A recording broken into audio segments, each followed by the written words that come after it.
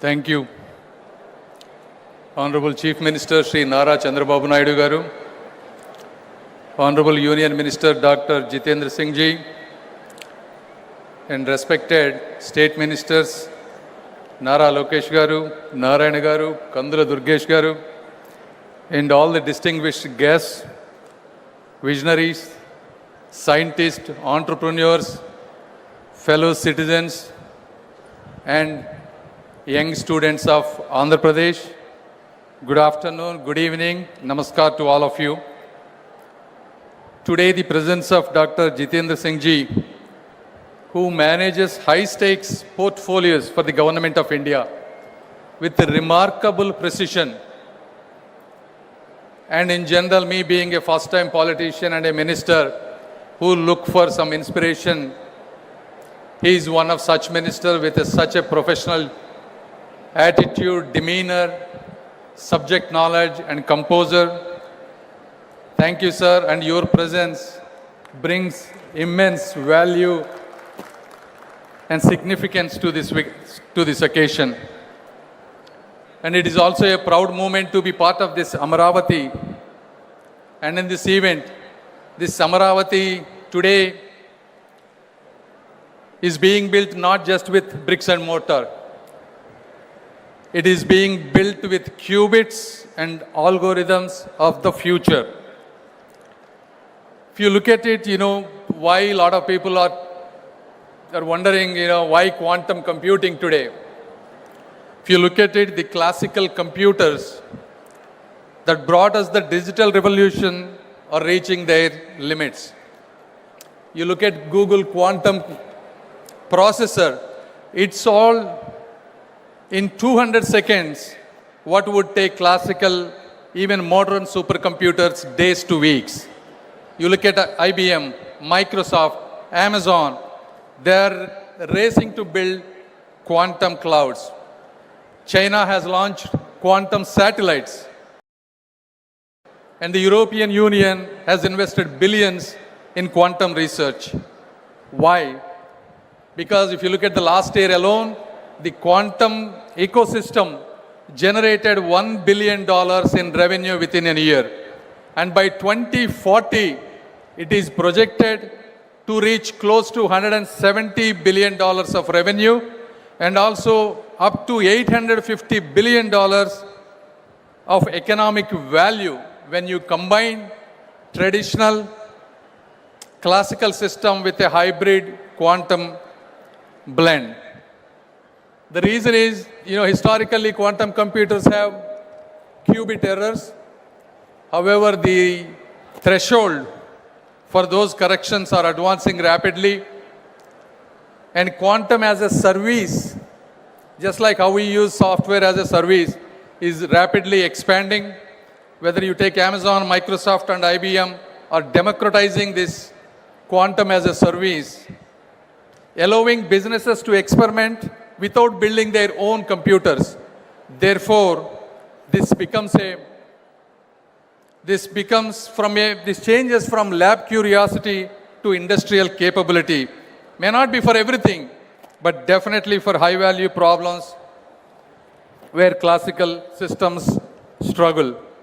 And if you look at India, India is not starting from zero, unlike the other time when we had a classical computing. Especially ever since Sri Narendra Modi ji took over the office, India has undergone a scientific renaissance, scaling our educational and innovation infrastructure at an unprecedented place. One testament to that is India put a mission on Mars for less than the cost of a Hollywood movie. This is a reality. We have launched 7 IITs, 16 triple ITs, democratizing allied technical education nationwide. Startups from 300 to close to 200,000 plus, creating the world's third largest ecosystem in a decade. As others have mentioned, this national quantum mission alone has a budget allocation of 6,000 crore. But the real advantage of India is not just about this money. It is about the talent, cost effectiveness, and the momentum that we have at this stage. If you look at, if you have to hire a quantum engineer in California, you have to spend close to $300,000. But at the same cost, we can get 3 to 4 brilliant minds, and these people are hungry, educated, and are ready to learn. So at the same time, we don't need to reinvent the quantum mechanics. All we have to do is engineer applications, build algorithms, and create solutions to Indian problems. And then now you can ask, why Andhra for quantum? I will tell you why. Because the transformation has always come from those hungry enough to seize it. If you look at Silicon Valley, it started in garages. You look at Bangalore and Hyderabad, they became tech capitals not because they are predestined to, but because we have visionary people like Sri Nara Chandrababu Naidu Garu who believed they should be. From the Satavahana dynasty to the Vijayanagara Empire, from the Buddhist centers of learning at Amaravati 2000 years ago to the tech revolution we are scripting today, this land has never been content to follow. We are destined to lead in the world and in India. Andhra Pradesh has world-class educational systems and institutions. We now have the world-class infrastructure being built as a smart city from the ground up. Above all, as I said, we not only have Sri Nara Chandrababu Naidu Garu who built and showcased high-tech city and Genome Valley. Now we have another support, Sri Nara Lokesh, building with the same spirit, guiding towards the next leap. And in this occasion, I wanted to thank all the people, whether it is IBM, TCS, and all the government of Andhra Pradesh, people involving and creating such a momentous thing in Amaravati. And then, how we are going to, Andhra Pradesh is going to build and contribute to India, not rhetorically, but practically. As they have said, we will be with this first quantum computer in India. We will be asking people to do use cases, whether it is drug discovery for uncurable diseases, creating better battery technologies, creating better supply chains, portfolio optimization, such kind of things. And second, more importantly, probably create India's strongest quantum talent pipeline, whether it is quantum software developers, whether they are hardware or cryogenic specialists, or error correction techniques or experts, and domain translators who can bridge industry problems with quantum solutions. This is where Andhra's youth is an advantage for a national advantage.